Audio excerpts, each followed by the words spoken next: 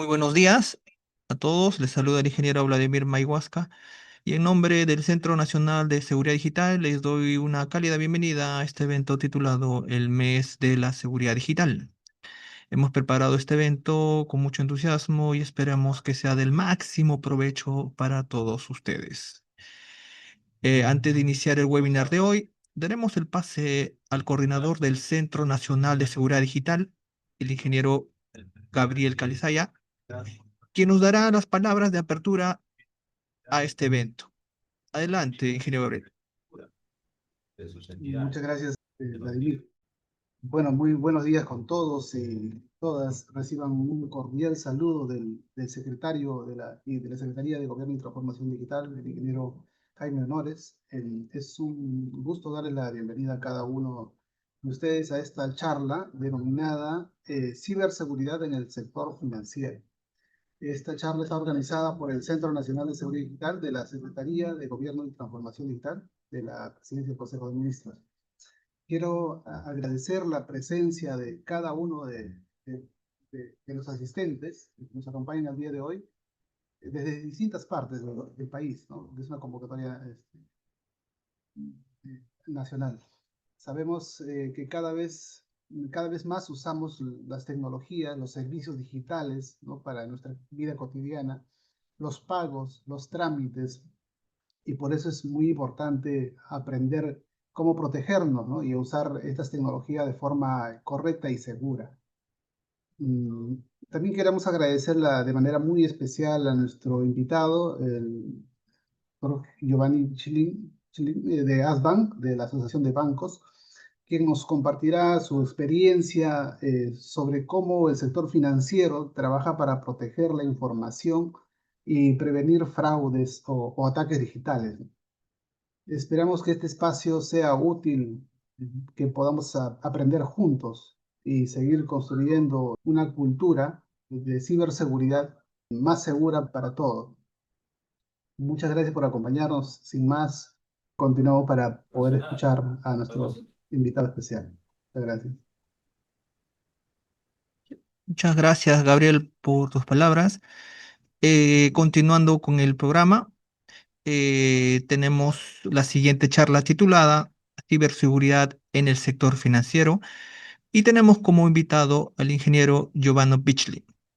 Él es ingeniero industrial especializado en seguridad integral, sistemas informáticos, riesgos y tecnologías de la información. Actualmente se desempeña como gerente de seguridad estratégica en la Asociación de Bancos del Perú, siendo secretario técnico de los comités estratégicos de gestión integral de riesgos de la seguridad, prevención de fraudes, ciberseguridad y seguridad física. Preside también la Mesa de Trabajo de Ciberseguridad y Confianza Digital del Centro Nacional de Planeamiento Estratégico del Perú. También forma parte del Comité de Expertos para el Desarrollo de la Estrategia Nacional de Seguridad y Confianza Digital de la Secretaría de Gobierno Digital de la Presidencia del Consejo de Ministros y del equipo de trabajo de continuidad de negocios en la Superintendencia Nacional de Banco de Seguros. Sin más preámbulos, adelante, ingeniero Giovanni. De buenas prácticas sobre la PYME, ¿no? Estaba con el micro apagado. Muchas gracias por la invitación. Voy a compartir en este momento la presentación. Un momento, por favor. Y me confirmas, por favor, si está todo bien seteado. Sí, ya podemos ver tu material. Excelente. Bueno, buenos días con todos. Es una alegría poder conocer en las palabras de Gabriel que tenemos asistentes de todas partes del país y eso es muy importante. De verdad que necesitamos integrarnos y es parte del mensaje que les traigo hoy en este tema tan interesante como es la ciberseguridad en el sistema financiero. Entonces, la seguridad de hoy y del mañana depende en gran parte de todas las personas que estamos en esta reunión. Hoy vamos a hablar un tema que es conocido como la confianza, ¿no? Cuando hablamos de seguridad y de ciberseguridad, hablamos de dos pilares fundamentales que para el sistema financiero tienen que estar de todas maneras. Uno es la confianza y el otro es la seguridad. Y en el sector financiero la confianza no es un activo intangible, es un activo principal. Eh, es la creencia de que nuestro dinero está seguro, que nuestras transacciones son privadas y que nuestra identidad está protegida. Pero esa confianza opera sobre una infraestructura digital que enfrenta amenazas cada vez más complejas. El objetivo de nuestra charla no es generar miedo, sino generar conciencia y sobre todo un sentido de urgencia y acción compartida. Vamos a explorar los riesgos que enfrentamos hoy, los que ya están aquí pero no vemos y los que se asoman en el horizonte para ver en qué tenemos que prepararnos para poder enfrentarlos adecuadamente. Entonces, para empezar, tenemos que entender a quiénes nos enfrentamos, ¿no? ¿Quién es nuestro contrincante? El cibercrimen opera como una industria global sin fronteras, con alta rentabilidad y bajo riesgo de captura, mientras nuestras defensas siempre están fragmentadas por jurisdicciones y regulaciones que no necesariamente avanzan a la misma velocidad que el cibercrimen. La industria del cibercrimen ya debemos olvidar esa imagen de un hacker solitario que tratando de ingresar a un sistema, ¿no? Hoy realmente a quienes nos enfrentamos son a corporaciones delictivas que tienen modelos de negocios llamados inclusive Crime as a Service. ¿Y qué significa esto? Significa que un delincuente sin muchos conocimientos técnicos puede alquilar un ataque. Puede contratar un paquete de ransomware, por ejemplo, y tienen soporte 24/7. Y además un portal de pagos, como si se contratara un servicio regular en la nube, ¿no? Tienen departamentos de investigación y desarrollo para encontrar vulnerabilidades, equipos de control de calidad para probar su malware. Y yo me preguntaría, ¿cuántos de nosotros tenemos esas para poder desarrollar o implementar nuestras defensas? Entonces, tenemos que entender que el adversario al que nos estamos enfrentando tiene muchos recursos económicos, de conocimiento, tecnología personal y soporte, ¿no? Eso es lo que tenemos que entender. Y además estamos hablando de adversarios que no tienen fronteras. Y aquí radica también la asimetría, ¿no? El adversario al que nos enfrentamos es global y es anónimo. Y nos puede lanzar un ataque desde Europa del Este o de cualquier otra parte del planeta usando servidores zombies que están en Asia o enlaces a través de Deep Web desde Europa contra un banco en nuestro país. Y en realidad contra cualquier institución, porque estamos hablando aquí del sistema financiero, pero esto aplica para entidades del sector público y sector privado. Otro aspecto con el cual nos encontramos a veces ciertas limitaciones es la parte normativa, ¿no? ¿Cómo estamos respondiendo nosotros? Respondemos con leyes que tienen fronteras, porque cuando aplicamos nosotros una norma, rige para el territorio nacional, pero nuestros atacantes vienen desde fuera. Y entonces, por eso es importante las relaciones y alianzas estratégicas que hacemos con otros países o con otras iniciativas globales como el Acuerdo de Budapest, que nos permite tener esa extensión para poder alcanzar a esa delincuencia que está fuera de nuestro territorio, ¿no? Entonces, ¿pero qué sucede? A veces, cuando estas investigaciones se desarrollan, demoran, todo toma su tiempo y la delincuencia se mueve mucho más rápido y entonces tiene la oportunidad de borrar si es que identifica que ya lo están siguiendo, pues tiene la oportunidad de borrar todas las huellas de su ataque. Por lo tanto, es muy difícil poder llegar a identificarlos. Y otro aspecto también que debemos tomar en consideración, y es una de las amenazas más importantes de nuestra época, es el ransomware, porque actualmente ya tiene una triple forma de extorsión el ransomware, ¿no? Antes solamente cifraban los datos de unos archivos o quizás el servidor o atacaban toda una plataforma y nos pedían rescate. Pero hoy han variado su estrategia, ¿no? Primero, cifran los datos para paralizar tu operación.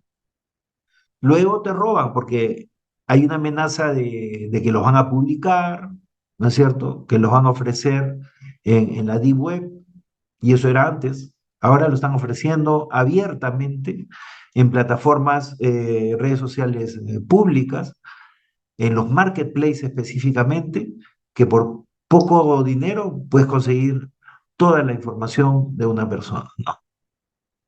Y la tercera forma que utiliza el ransomware actualmente es que si no pagas, entonces y puedes recuperar tu información y te pones nuevamente en operación, entonces ellos van a lanzar un ataque de negación de servicio.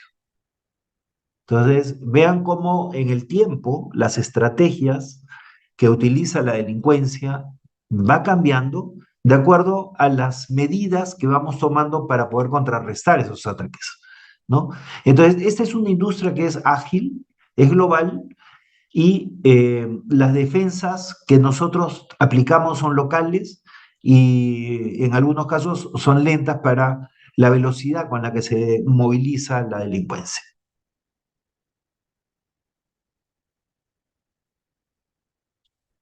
Entonces, ¿qué cosa es lo que moviliza normalmente estos ataques? ¿Por qué? ¿Qué cosa es lo que buscan? ¿Cuál es el premio que busca la delincuencia? Y el premio lo podemos identificar en los datos, ¿no? Los datos es el premio que busca la ciberdelincuencia en este ambiente digital. Entonces, ¿qué cosa es lo que alimenta su interés? Son nuestros datos. Y, y realmente lo que lo materializa es, perdón, estamos bien.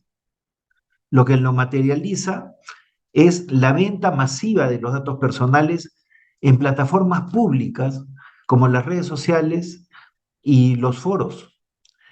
Entonces, en múltiples oportunidades nosotros hemos denunciado que en estas redes sociales se comercializa datos personales, datos biométricos, datos de nuestras propiedades, de nuestras familias, de nuestras comunicaciones, de los colegios donde estudian nuestros hijos. Y toda esta información es utilizada ya no solamente por la ciberdelincuencia, sino por las otras modalidades de crimen como la extorsión, el secuestro y sicariato. Entonces, tenemos que hacer algo para poder proteger y contrarrestar toda esa información que está afuera, ¿no? La dark web, la dark web era el lugar donde se comercializaba antes la información, pero la delincuencia se ha dado cuenta que con los marketplaces puede conseguir un mejor rendimiento de su negocio, ilícito, por supuesto, que en la dark web, porque no todos entran a la dark web, pero en el marketplace entran todos y lo ofrecen como que fuese un producto lícito. Yo creo que aquí hay algo que tenemos que hacer. Ya hemos mandado cartas a las redes sociales para que tomen medidas y no pueden ser promotores de este tipo de comercialización ilícita. Y entonces nos preguntamos cuánto cuesta nuestra información. Algunos datos que hemos conseguido pueden venderse entre 50 y $100, pero también les puedo comentar de que hay información personal que uno puede conseguir por 5 soles. Entonces, eso es un indicativo de la masificación con la que está trabajando la delincuencia respecto de los datos conseguidos por diferentes fuentes, ¿no? ¿Y cómo consiguen esa información?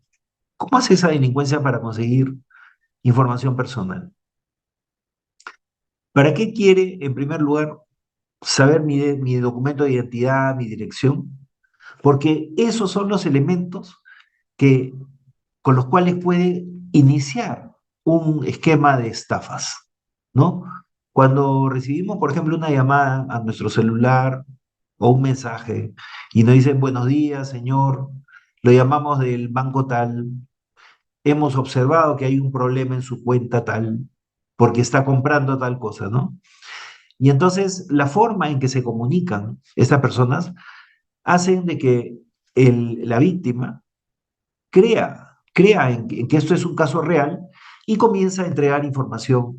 Y para reforzar, ¿no es cierto?, que es una persona de la entidad adecuada, entonces le va a dar el número del DNI, le va a dar, sabemos que usted vive en tal lugar, y esos elementos son los que le dan confianza y veracidad a su intervención, ¿no?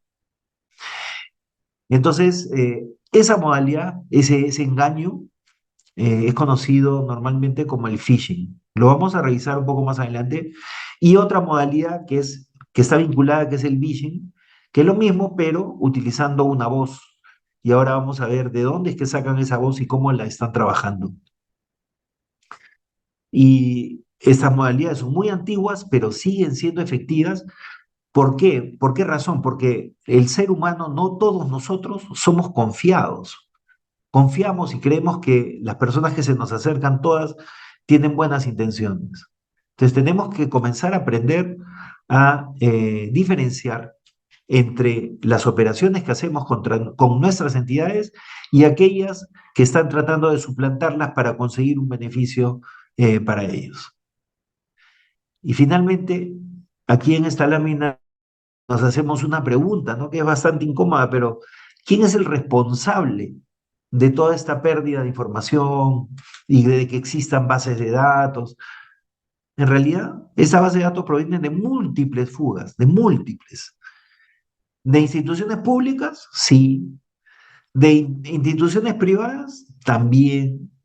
Y de las propias entidades que se encargan de manejar datos, porque hay entidades que trabajan con información y están autorizadas, pero en algún momento fueron vulneradas por estos ciberataques y es lo que finalmente se utiliza o utiliza esta ciberdelincuencia para poder comercializar en las redes sociales que estamos indicando.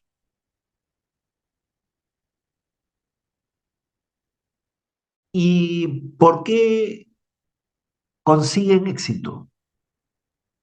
¿Por qué la ciberdelincuencia alcanza el éxito? Bueno, permanentemente ellos van actualizando sus procedimientos, pero actualmente tienen un aliado estratégico importante que es la tecnología, ¿no?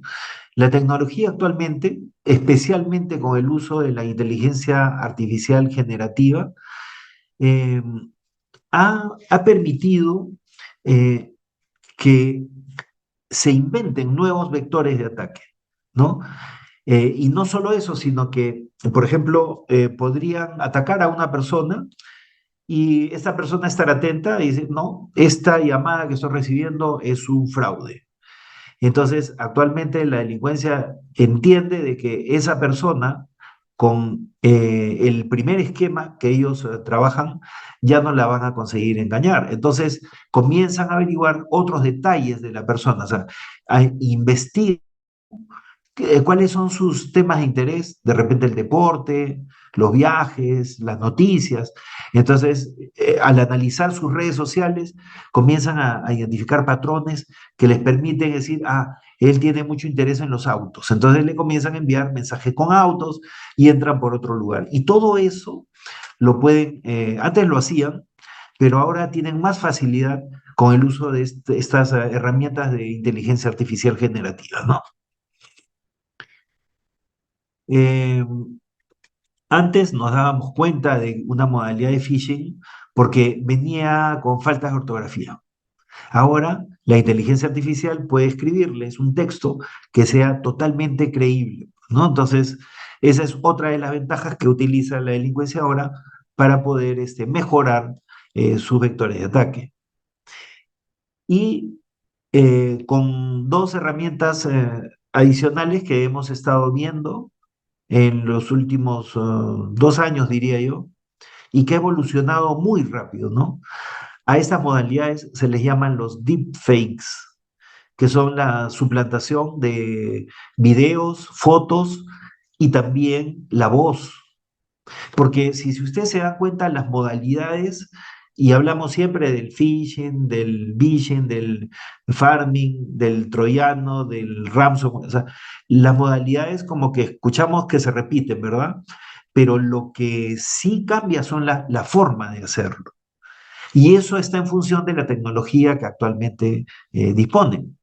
Entonces, la inteligencia artificial ha trabajado mucho en el tema de los deepfakes, tanto de video e imagen como la de voz. Basta ahora, por ejemplo, 3 segundos para que un programa de inteligencia artificial pueda reproducir nuestra voz. Y con otros programas para poder, que trabajan el tema de video, podrían generar, por ejemplo, esta presentación. De repente, yo no sería necesario que la haga, escribo, inserto mi avatar, le pongo mi voz y podría dar la conferencia. Entonces, hay que tener mucho cuidado porque ese es uno de los aspectos más importantes que está utilizando la delincuencia para lograr sus objetivos. Y el desarrollo del malware, ¿cómo vamos con el desarrollo del malware y la inteligencia artificial? Pues ha mejorado muchísimo, porque ayuda a encontrar vulnerabilidades más rápidas y también les da una característica y una capacidad que es la de crear el malware polimórfico. Antes, este malware polimórfico solamente era generado por profesionales con un alto perfil y era muy complejo de poder alcanzar ese dominio de programación. Sin embargo, ahora con la ayuda de estas herramientas de inteligencia artificial, podemos desarrollar este tipo de malwares. Y entonces, ¿qué hacemos? ¿No? Porque vemos que los riesgos son muy grandes, pero tenemos que tomar alguna medida. Bueno, la inteligencia artificial no vino para hacer cosas malas solamente, vino para hacer cosas buenas. Entonces, debemos incluir dentro de nuestros procesos de detección, análisis, observación, eh, herramientas de inteligencia artificial que se van potenciando con la experiencia. Ya en el mercado, felizmente, hay muchas herramientas que están desplegándose que hacen uso intensivo de la inteligencia artificial y que nos pueden ayudar a mitigar este tipo de ataques. Como siguiente tema, vamos a tratar acerca de una brecha que tenemos como recursos, ¿no? Y está orientado principalmente a dos aspectos, a la obsolescencia tecnológica y a la escasez del talento. Este es un tema que también venimos escuchando ya hace varios años. No es un tema solamente de colocar una computadora o adquirir un programa y actualizar nuestro sistema operativo. No. ¿Qué es lo que sucede? Cuando nosotros implementamos herramientas y soluciones tecnológicas, no es solamente conectar un aparato y ya estamos listos. Hay dos aspectos ahí. Uno, la implementación, porque hay que hacerlo compatible con programas que tienen muchos años en nuestra organización, ¿no? Y que no los vamos a cambiar. Entonces, la nueva tecnología tiene que adaptarse a esta herramienta que venimos utilizando. Eso es uno. Y dos, que muchas veces la implementación de estas tecnologías toman tiempo. Toman tiempo y probablemente cuando llegamos a terminar de hacer la implementación, ¿qué creen que sucede? que ya estamos obsoletos o salió una nueva versión de lo que acabamos de implementar, porque ya encontraron vulnerabilidades día cero y la delincuencia va un poco más rápido que nosotros. Entonces, ¿cómo podemos hacer para darle solución a este tema? Tenemos que trabajar en dos frentes. Uno en el de la tecnología, pero en el segundo es en el del talento. Y cuando hablamos del talento, no estamos hablando de profesiones que duren pues 5 años en terminarlas y sacar su título.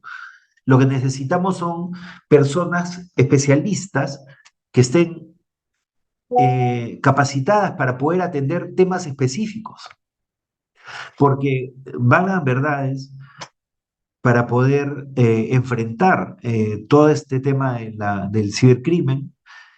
Se necesitarían demasiadas licenciaturas, diplomados, maestrías y doctorados, y no nos alcanzaría para poder conocer todas las posibilidades que existen. Entonces debemos recurrir, y esta es una opinión personal, tenemos que recurrir al tema de la especialización y además en cursos y temas que duren 3 meses. Porque si nos va a demorar 2 años una especialización en un tema específico, ya para cuando estemos habilitados no nos va a servir. Tenemos que tener una reacción mucho más rápida. Se están trabajando en ofertas educativas de esta naturaleza, ¿no? Para poder cubrir esos huecos que necesitamos y proteger a nuestras instituciones y darle al mercado la oportunidad de poder protegerse. Vamos a hablar de eso un poquito más adelante. Entonces, la velocidad de la obsolescencia lo podríamos ver en dos aspectos, ¿no? Uno, que sería el de la obsolescencia tecnológica, que ya todos los equipos tienen su fecha de caducidad, pero también la velocidad de la obsolescencia debido a la implementación, a la complejidad de la implementación. Vale decir, si yo para protegerme de un determinado ataque voy a demandar 3 años, yo pensaría 3 veces antes de comenzarlo, porque cuando lo termine de implementar ya no me va a servir. Entonces tengo que trabajar el tema de la defensa de otra manera, de una forma estratégica, poniendo los elementos que tenemos en el lugar donde somos más vulnerables. ¿Ok?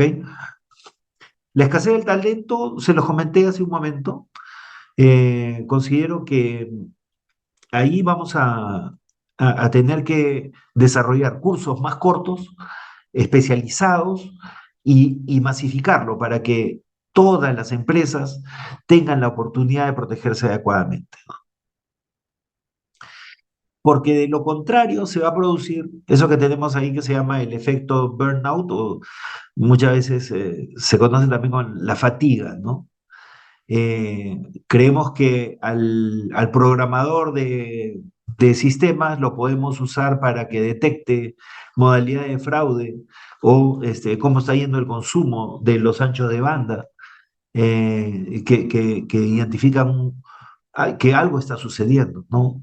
Cada uno tiene su especialidad, pero lamentablemente cuando le cargamos a un especialista de otros temas diferentes y lo desarrolla, entonces, ¿qué es lo que tenemos? A una persona que está cansada, que ya no ve nada, cuando ve las pantallas ya, a pesar de que sale la barra roja, no la va a ver porque es natural. Entonces, ahí es donde nosotros debemos ayudarnos con estas herramientas de inteligencia artificial que no se van a cansar, están 24/7 y van a generar los avisos para que el especialista ya tome la medida adecuada.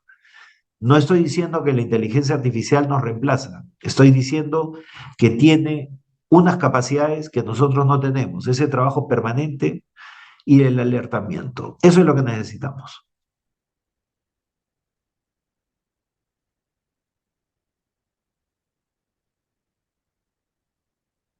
Y entonces, ¿qué es lo que viene? Porque estábamos hablando de los riesgos actuales, los que venimos trabajando, los actuales que no conocemos y los que vienen, ¿no es cierto?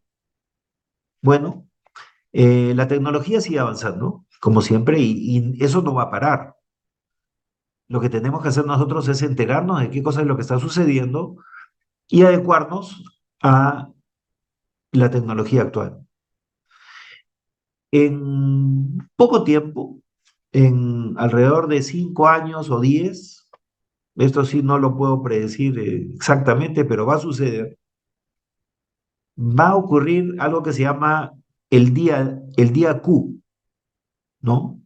El día Q es el día en el que la tecnología de computación cuántica va a estar lo suficientemente estable y potente para romper todo lo que es nuestra seguridad. ¿Cómo está basada nuestra seguridad a nivel global? Todos utilizamos el cifrado o los certificados digitales.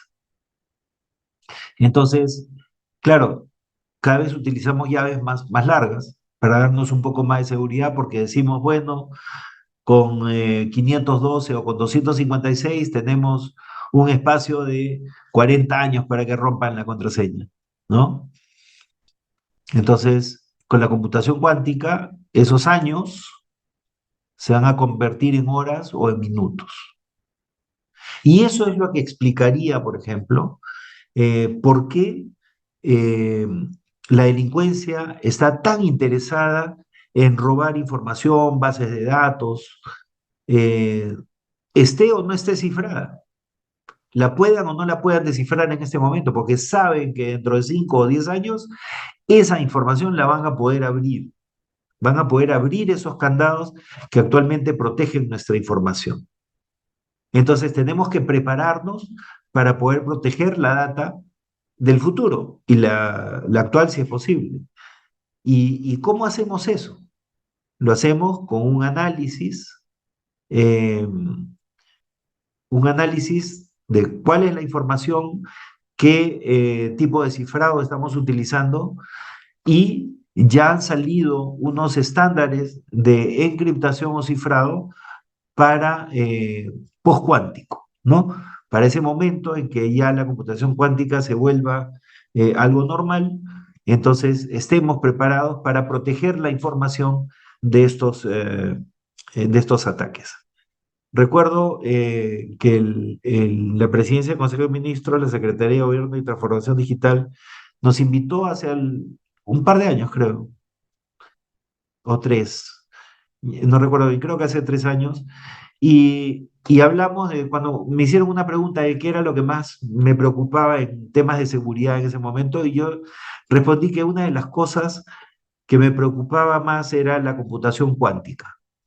En ese momento no se entendía muy bien, pero creo que ahora todos, con la información que ya está disponible, van a coincidir con ese análisis y no es cuestión de desesperarse, porque la tecnología va a seguir generando nuevas posibilidades de uso, pero lo importante es saber qué es lo que viene y saber qué es lo que tenemos que proteger y cómo. Felizmente, como le decía, ya hay un framework del NIST que habla de los cifrados cuánticos.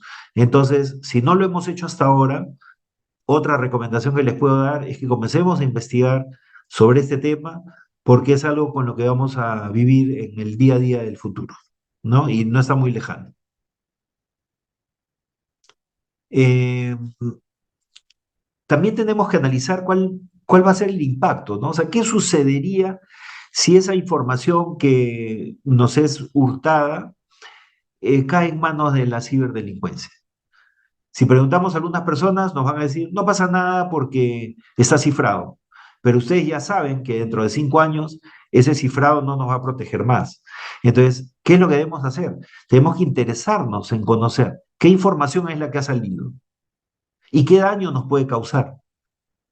Y luego aplicar un plan de resiliencia. O sea, ¿qué hacemos si es que esa información es conocida? Con esas preguntas, creo que podemos estructurar algunas estrategias, procesos o procedimientos que nos permitan asegurarnos de que nuestra información esté más segura. Eh, entonces, Y eso es lo que está haciendo la delincuencia, ¿no? Está cosechando, está cosechando. No las está usando, pero está cosechando. Entonces, todavía estamos a tiempo, pero no hay mucho. Entonces, empecemos a trabajar en ese tema. Muy bien, entonces, vamos a ver entonces qué es lo que debemos hacer. Hemos visto hasta el momento un panorama que es muy complejo. Esta es mi última lámina por si acaso. Entonces, el panorama es complejo. La industria criminal tiene muchos recursos, tiene dinero, tiene profesionales, tiene tecnología, tiene comunicaciones, tiene información. Y además no tiene normas que las restrinjan. Entonces a ellos no les interesa cumplir las normas.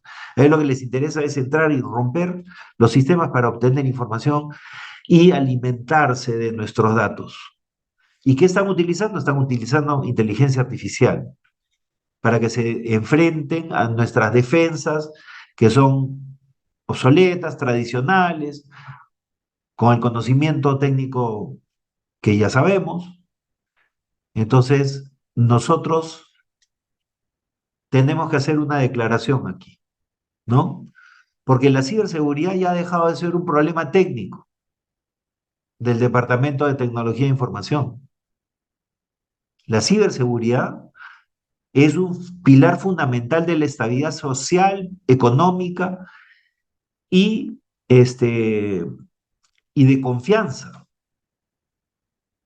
Entonces, tenemos que trabajar porque esto tiene que ser llevado a las instancias más altas de nuestras organizaciones, sector público y sector privado. Acá no estamos diferenciando a nadie. ¿Saben por qué? Porque el mismo enlace que utilizamos para conectarnos a Internet lo usa la empresa, la entidad pública o la empresa privada. Y en nuestras casas también usamos el mismo enlace. Y esta ciberdelincuencia no le interesa a quién está adelante. Por supuesto que buscará empresas que tengan mayor información de mayor valor para ellos, pero también si entran a nuestro domicilio también van a levantar información de nuestras computadoras. Entonces, esto es un tema que le atañe a todo el país. No hay nadie que se libre acá. Entonces, el sector público necesita modernizar nuestros marcos legales, fortalecer los convenios internacionales, sobre todo los de persecución del delito, porque se sienten muy cómodos fuera si es que no los perseguimos. Y además que nos permitan ser tan ágiles como la propia delincuencia, que las normas no nos deben restringir a los que estamos tratando de defender, a los que deben sancionar es a los delincuentes, ¿ok? El sector privado y a los especialistas nos toca cambiar la mentalidad. Tenemos que mover ese chip que tenemos del cumplimiento para marcar un indicador a la verdadera resiliencia, al cumplimiento, pero a proteger nuestras capacidades y nuestra información. Que podamos recibir los ataques, pero que no nos afecte en nuestra productividad, en nuestros datos, y que podamos seguir operando, ¿no? Tenemos que ser resilientes y tenemos que comenzar a prepararnos para el riesgo cuántico. Eso es muy importante. Aquí hay otra tarea también para la academia y a los estudiantes. Tenemos una crisis de talento, nos faltan especialistas, necesitamos que le pongan pasión a este tema, ¿no?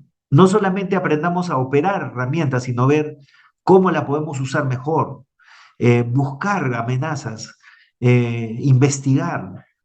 Necesitamos que nuestros jóvenes aprendan y se interesen a proteger, porque al proteger el ecosistema digital también están protegiendo a nuestro país. Y al público en general, y ahí también me incluyo yo, todos somos primera línea de defensa. Si nosotros permitimos que ataquen nuestras computadoras, lo siguiente que va a ocurrir es que van a atacar a nuestros contactos de nuestros celulares o de nuestros correos electrónicos. Entonces, ayudemos a prevenir, ayudémonos entre todos con una higiene digital. No usemos mal software que no esté autorizado. No le rompamos la seguridad a los teléfonos celulares. Eh, Enterémonos bien de cómo utilizar nuestros equipos. Usemos doble factor de autenticación para hacerle más difícil el acceso a la delincuencia. Desconfiemos de las llamadas que nos piden datos personales. Los correos y los mensajes que tienen un carácter de urgente posiblemente sean un esquema de fraude que quieren conseguir nuestros datos. ¿Saben cómo se consigue contrarrestar eso? Verificando por otro medio que esa información o esa urgencia es real. Eso es lo que tenemos que hacer. La confianza digital no se decreta, no se va a implementar con una norma, no. Eso tenemos que construirlo nosotros. Las normas son unas guías, pero nosotros somos los encargados de poder construir la seguridad. Y eso tenemos que hacerlo todos los días. La tarea es enorme, pero quizás es la tarea más importante que tenemos en esta nuestra era digital. Muchas gracias. Muy agradecido por tus palabras y recomendaciones, Giovanni. Tenemos un par de preguntas de los participantes. Esteban Mamani pregunta, ¿qué carrera seguir para especializarme en ciberseguridad? Buenísima, excelente. Mira, en realidad necesitamos que una persona obtenga cualquier profesión, porque en el tema de la ciberseguridad entran los psicólogos, psiquiatras, entran los médicos, la medicina, entran los ingenieros, los abogados, los administradores, los contadores. Toda profesión es importante en el tema de la ciberseguridad. ¿Y saben por qué? Porque no todos pensamos igual. Entonces tenemos que formar equipos que sean multidisciplinarios y con múltiples formaciones. Por supuesto que hay especialidades específicas para lo que es ciberseguridad. Entiendo que hay dos universidades que ya han comenzado han puesto a disposición sus carreras profesionales de ciber, correcto, puede ser, pero mi recomendación sería estudiar lo que nosotros queremos estudiar y luego especializarnos en los temas de ciber que nos interese. Por ejemplo, si a mí me apasionan las comunicaciones, entonces voy a entrar, posiblemente estudie ingeniería eléctrica o electrónica, y luego me especializaré en ese campo, ¿no? Si a mí lo que me interesa son los procesos, entonces quizás un ingeniero industrial, luego me especializaré en controles automatizados, los PLCs, porque esos, por ejemplo, ese es un detalle que no hemos conversado, porque aquí hemos hablado solamente de las ITs, ¿no? Las Information Technologies, pero hay otro grupo de equipos y dispositivos que son las OTs, que son las Operation Technologies, y son las que nos permiten, por ejemplo, controlar el flujo de agua en un río o el abastecimiento de energía eléctrica en una central, y así. Entonces, y esos equipos también necesitan seguridad. Entonces, como les digo, esto es tan amplio como que va a estar en cualquier dispositivo que nosotros vamos a utilizar. Por ejemplo, los teléfonos, los anillos, no sé, deben haber escuchado estos que detectan la presión, los teléfonos con los que podemos responder o conectarnos a nuestras redes sociales o correo electrónico.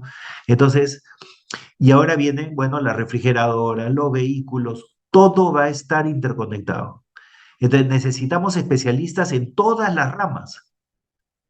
O sea, es muy difícil también decirte que estudies una carrera específica. ¿Sabes por qué? Porque hay más de 200 especialidades con certificación. Y eso es imposible que una sola persona lo pueda conseguir. Por eso mi recomendación es, estudia lo que es tu vocación y sobre la base de tu vocación busca la especialidad, porque en lo que hagas vas a disfrutar y eso va a hacer de que tu trabajo no se vea como un trabajo, sino como un reto y un espacio en el cual te vas a poder desarrollar perfectamente. Excelentes recomendaciones y pautas. Para cerrar, Rosa Ticona hace una pregunta. ¿Cómo imaginas el futuro de la criptografía en un mundo donde los datos personales y la inteligencia artificial están cada vez más integrados? Sí, a ver, siempre hablar del futuro es complejo, ¿no? Pero yo lo que te diría es eh, que los modelos que estamos viendo actualmente van a cambiar. Eh, y quisiera, no quiero, no estoy haciendo publicidad, simplemente quiero redondear esto con un ejemplo, con la empresa esta de Elon Musk o las empresas, porque fíjense, ahí tienes Starlink, tienes